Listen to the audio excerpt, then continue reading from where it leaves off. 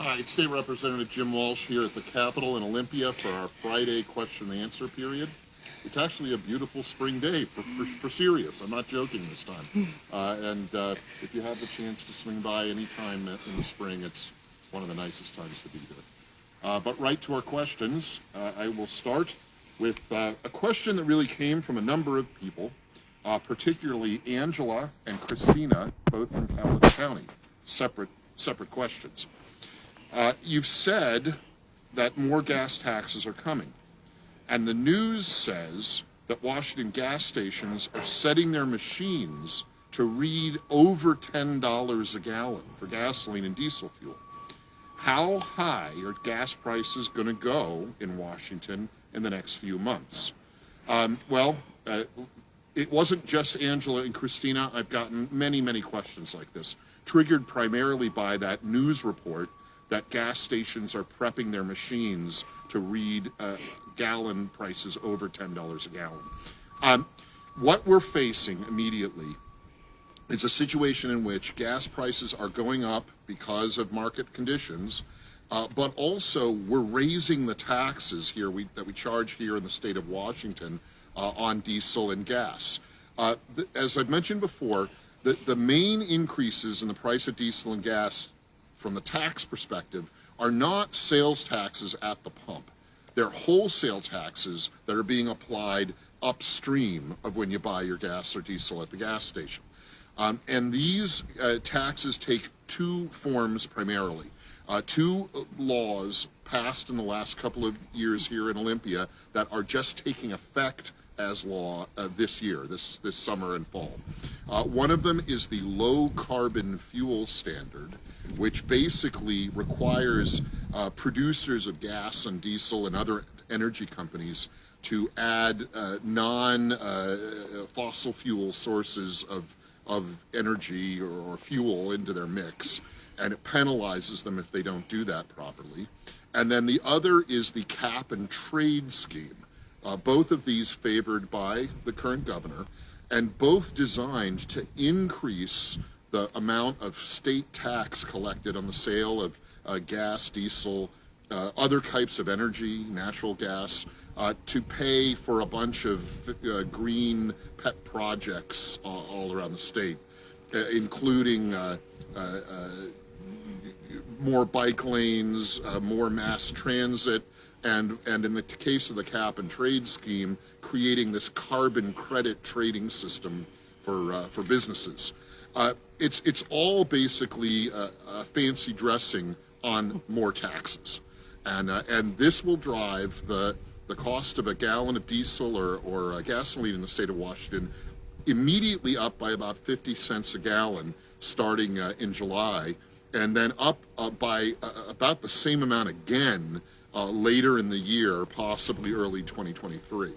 So on top of the rising prices you're getting from market conditions, the tax is going to put ultimately about another $1 a gallon on the cost of diesel or gas. So if we're looking at, we're in the low $5 range for a gallon of gas currently in most of Washington, we'll be up around the low $6 range later this year. It's a bad deal. It's a regressive form of taxation. That means it hurts working people more than it hurts, rich tech billionaires. And normally the current governor and some of his supporters say they're opposed to regressive taxes that hurt poorer people more than richer people. But this is like the worst form of regressive taxation, these gas and diesel tax increases. And by the way, they will launch us into a solid first position as the highest tax state in the country, in the United States, for gas and diesel fuel. They're bad deals all. The good news, or there are a couple of pieces of good news. One is they're just bills, they're just laws, bills that were passed into law. If we get a different legislature and a different governor, we can undo them. We can unwind these new taxes. And the other piece of good news is one of the group of initiatives to the legislature that I've discussed in the last few weeks would immediately cut the state's gas and diesel fuel taxes in half. So you would get tax relief immediately if that initiative passes. So look out for that initiative. There'll be more details on it soon. Second question, Michelle from Lewis County. The courts, even here in the West Coast, are ruling against anti-gun policies that Inslee and Ferguson favor. Why do they keep pushing for laws that are unconstitutional? Michelle, I think you're referencing a federal court decision that just came out of the Ninth Circuit, that is the federal appeals court circuit that covers the West Coast, that reversed a California law that restricted the sale of certain guns to young people between the ages of 18 and 20, adults, but young adults. And the court said that restriction, saying that in California an 18, 19, or 20-year-old can't buy certain kinds of guns, the court said that's unconstitutional. They're adults. They should have every kind of right to buy a gun that anyone else would have. Washington has put similar policies in place here, so now those are on shaky ground because the federal court ruling will eventually apply to the rules here in Washington. That it's likely, like so many of these gun bills and gun issues, that court ruling out of California is likely to be pressed up to the U.S. Supreme Court, which is likely, I would imagine, to support that court's ruling. But at that point, Washington's going to have to reconsider its policies that are similar, that restrict the sale of certain firearms to adults who are young adults. And so the question, to your question, Michelle, why do they keep pushing these bills that are unconstitutional? I think the reason is they don't really care about the gun policy. It's a talking point. It helps them talk to their supporters. It helps them do fundraising. It helps them politically. And they don't care so much about what actually happens in the law. Certainly this is true of the current governor, and it's doubly true of the current state attorney general, Ferguson, who is a completely cynical operator, and I don't think he believes half the stuff he says or half the lawsuits he files. He just does them to appeal to politically to his left-wing base. So that's the reason, Michelle, and I think you'll see, especially on gun issues, that federal courts will continue to overturn these kind of bills and policies because they're unconstitutional. State constitution is strong, federal constitution is strong. You can't restrict the rights of an adult, and an 18, 19, or 20-year-old is an adult, to keep and bear firearms. Third question, Jerry from Clark County. I saw Inslee's comment about inflicting a, quote, pain point, unquote, on working families. How does he get away with saying this stuff?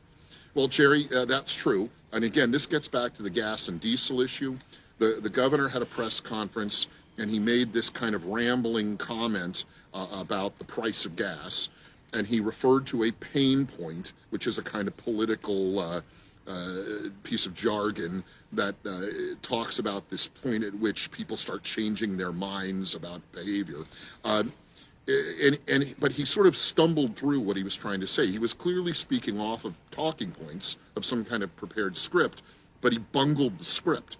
And rather than blaming the oil companies for putting the pain pressure on people, which is what I think he meant to say, he ended up saying that he was the one who was allowed to put pain points on people. And clearly that's not what his script writers meant for him to say, but he screwed up the talking point, and it ended up kind of backfiring on him. Unfortunately, this happens a lot. It's one of the reasons that while you'll see media coverage of the governor's press conferences, the media that's friendly to the current governor here in Washington often don't quote him very much because he bungles quotes all the time. And what you'll sometimes see in quotes that they use of the current governors is they're very short.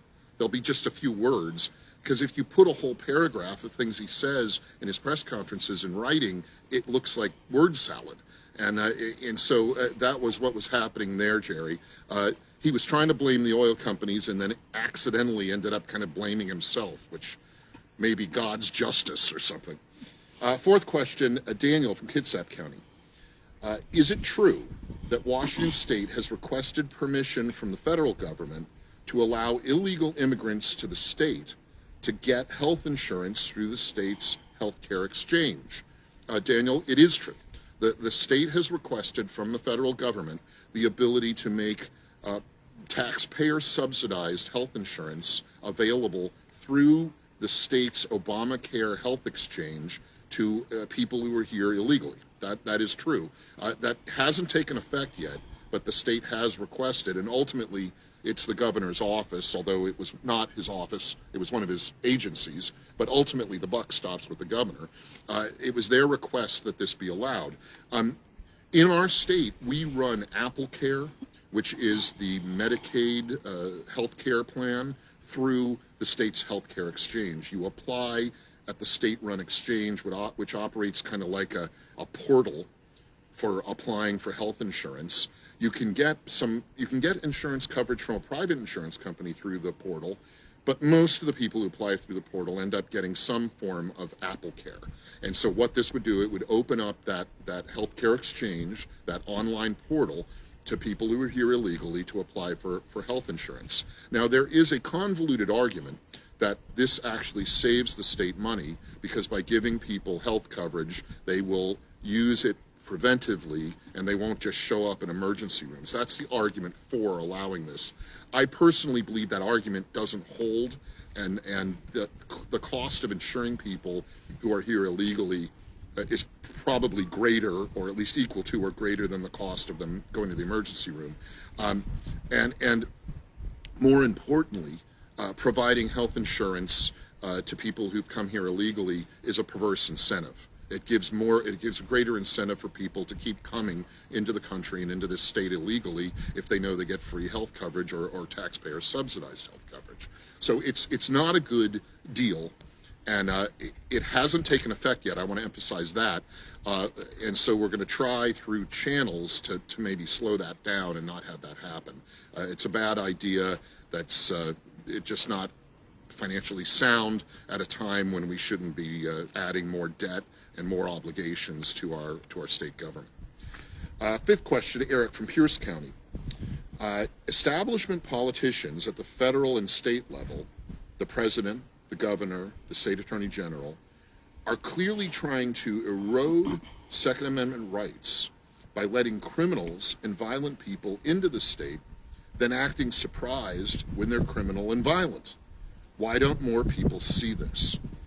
Eric, that's an interesting argument. And again, it touches on the issues of the last two questions. I think in this case, it may be that the governor and the state attorney general, they don't understand completely what they're doing. I think that sometimes people get caught in silos of thinking. And I think that when they want to have more felons get out of jail quicker, felons be able to get all kinds of rights, including gun rights, more quickly after they've committed crime, when they want to let people in who've come to the country illegally and encourage them to come to Washington, they don't think through the long-term effects of those policies. They're very siloed. That is, they're very narrow, kind of blinder. They don't think it all the way through.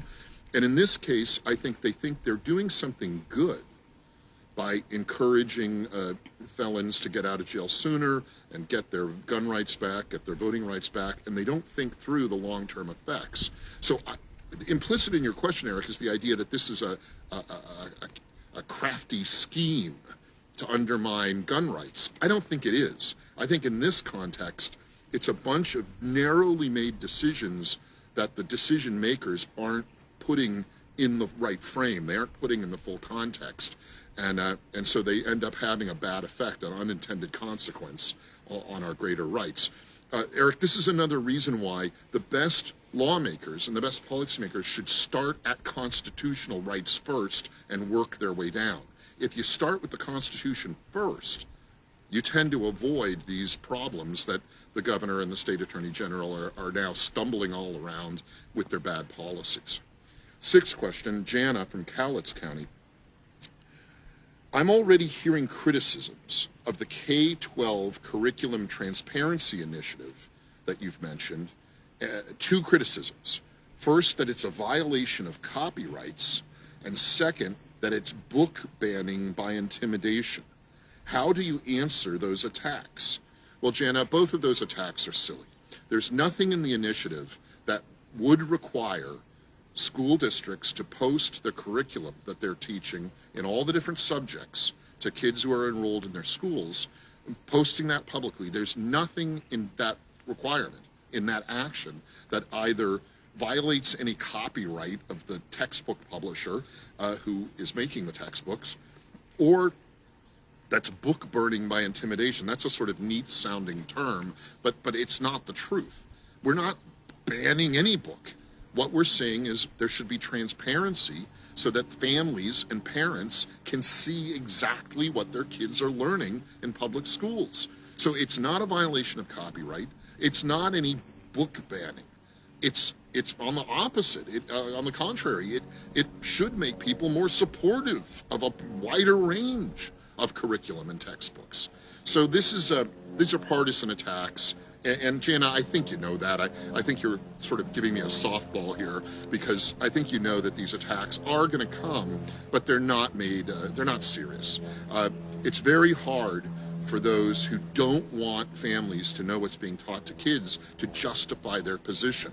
So they have to come up with very convoluted and kind of logically weak attacks on basic requirements of transparency and accountability. Be wary of anyone who's against transparency and how your tax dollars are used. And finally, a seventh question, and this is a question I've already dealt with in 2 previous Q&As, but I'm serious, probably close to 100 questions or texts or emails about this subject. And I'm gonna credit this one to Wendy from Grays Harbor, but she's only one of many. She's asked me again about this UN, World Health Organization meeting that's taking place in a few days in Geneva, Switzerland. Okay, and the concern that all these questioners have is, how does this affect an individual's medical privacy in the state of Washington? The answer, Wendy, is this thing happening at the United Nations World Health Organization. Remember, the WHO is a division of the United Nations. They're meeting in Geneva, Switzerland. A bunch of countries are sending their ambassadors there, and they're negotiating and discussing an international pandemic coordination agreement. So if there's another pandemic event like COVID, there will be a UN-sanctioned process for different countries to coordinate with each other and how they're responding.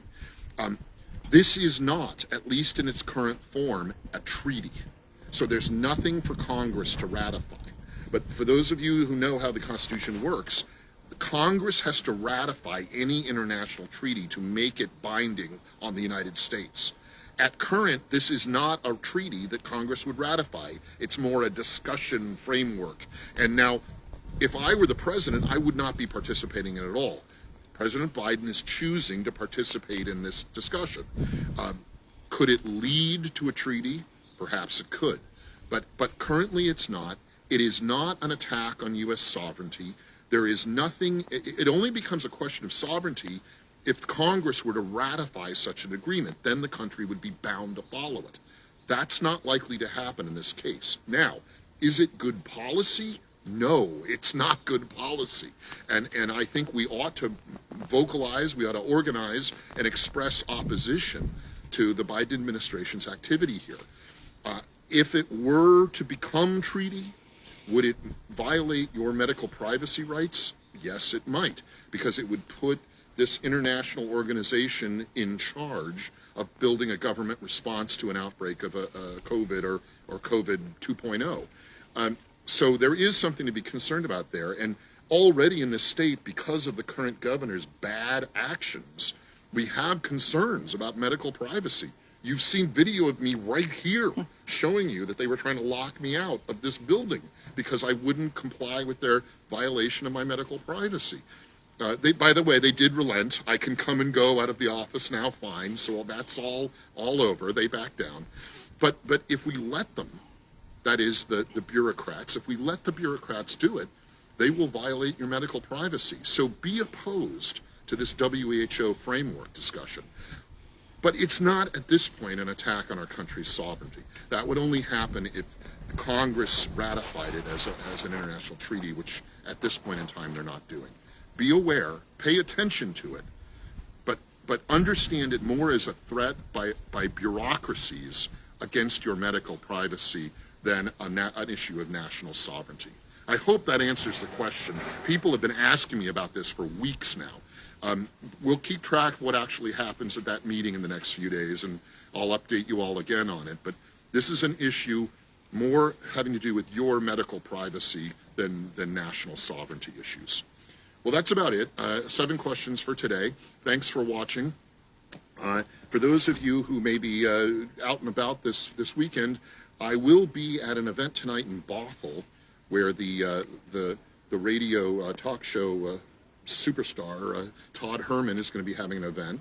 And then tomorrow I'm going to be at Enumclaw at an event put on by Washingtonians for Change. I've posted details about both of these events previously, so if you can go to one or the other, Bothell tonight, Friday, or Enumclaw tomorrow, Saturday, I'll look forward to seeing you at the events.